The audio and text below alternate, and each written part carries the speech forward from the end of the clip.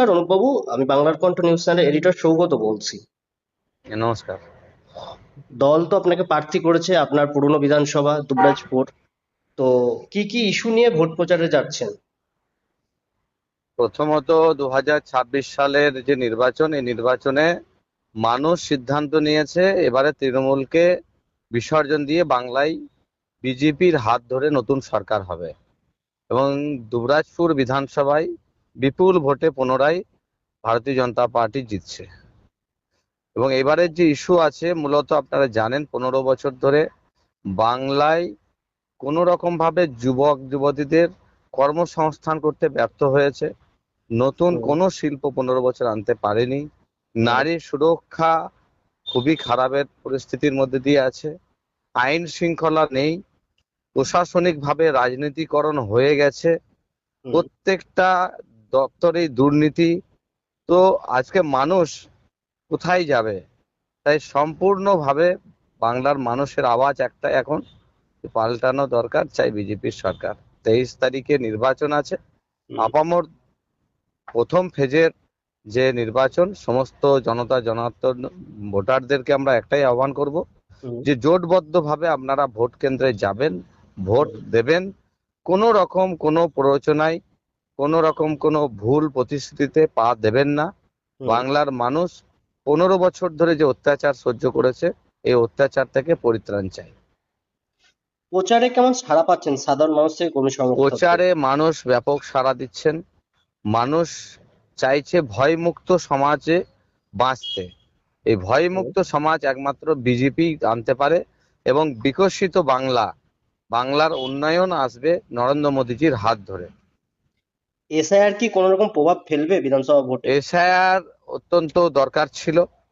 SIR এ সব থেকে বেশি ডিস্টার্ব তৃণমূল কংগ্রেস করেছে, যাতে এসআইআর না হয়। এসআইআর এর বিরোধিতা প্রথম থেকে তৃণমূল করেছিল। হুম। তারপরেও আজকে বৈধ ভোটাররা ভোট কেন্দ্রে যাবেন, ভোট দেবেন। বিভিন্নভাবে ইলেকশন কমিশন বিভিন্ন গাইডলাইন দিয়েছেন।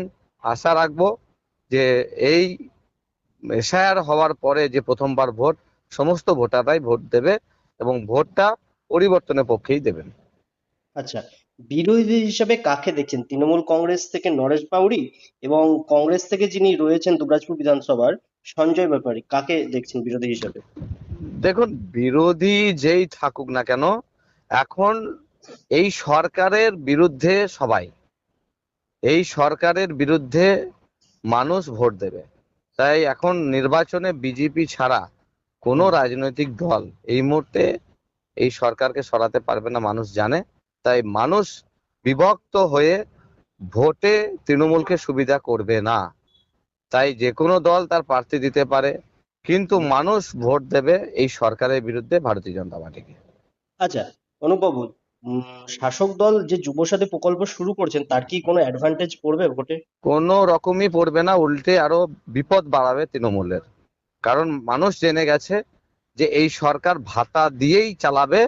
সরকার কর্মসংস্থানের কোনো প্রকল্প আনা বা প্রতিশ্রুতি দেওয়া বা ম্যানিফেস্টোতে কোনো উল্লেখ করা, কোনো কিছুই তাদের কিন্তু বাস্তবায়ন নেই। তাই এই সরকারকে 15 বছর সুযোগ দেওয়ার পরে মানুষ যেভাবে বঞ্চিত হয়েছে, ভবিষ্যৎ অন্ধকারে চলে গেছে, মানুষ হুম। আর সেই সুযোগ তৃণমূলকে দেবে না। আচ্ছা, শেষ প্রশ্ন, অনুপবাবু, আপনার এলাকায় এখনো কি কি কাজ বাকি রয়েছে বলে মনে হয় আপনার? দেখুন, একটা পিছিয়ে পড়া বিধানসভা, সেই হুম, বিধানসভাকে আমরা চাই সম্পূর্ণভাবে একটা উন্নততর বিধানসভা গড়ে তুলতে। তার জন্য রাস্তাঘাট, পানীয় জল, স্বাস্থ্য ব্যবস্থার উন্নয়ন, শিল্প আনা, মানুষের হাতে কাজ, সমস্ত রকম ভাবে ঢেলে সাজানো। তার জন্য কেন্দ্র সরকার আছে, রাজ্যে নতুন সরকার হবে, স্থানীয় বিধায়ক থাকবো। অতএব সম্পূর্ণ শক্তি দিয়ে আমরা এই বিধানসভাটাকে সমস্ত মানুষের দলমত ধর্ম বর্ণ নির্বিশেষে সবার উপরে উন্নয়নকে প্রথম গুরুত্ব দিয়ে আমরা কাজ করব।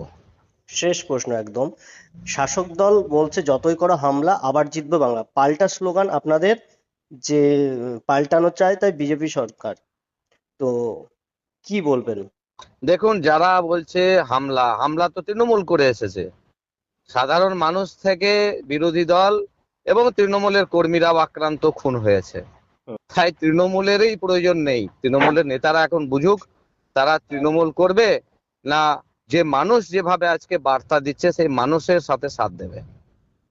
আচ্ছা, অসংখ্য ধন্যবাদ অনুপবাবু। আমরা এতক্ষণ সরাসরি কথা বলছিলাম বীরভূমের দুবরাজপুর বিধানসভার বিজেপি প্রার্থী অনুপ কুমার সাহার সঙ্গে। অসংখ্য ধন্যবাদ অনুপবাবু আমাদের ধন্যবাদ। সময় দেওয়ার জন্য।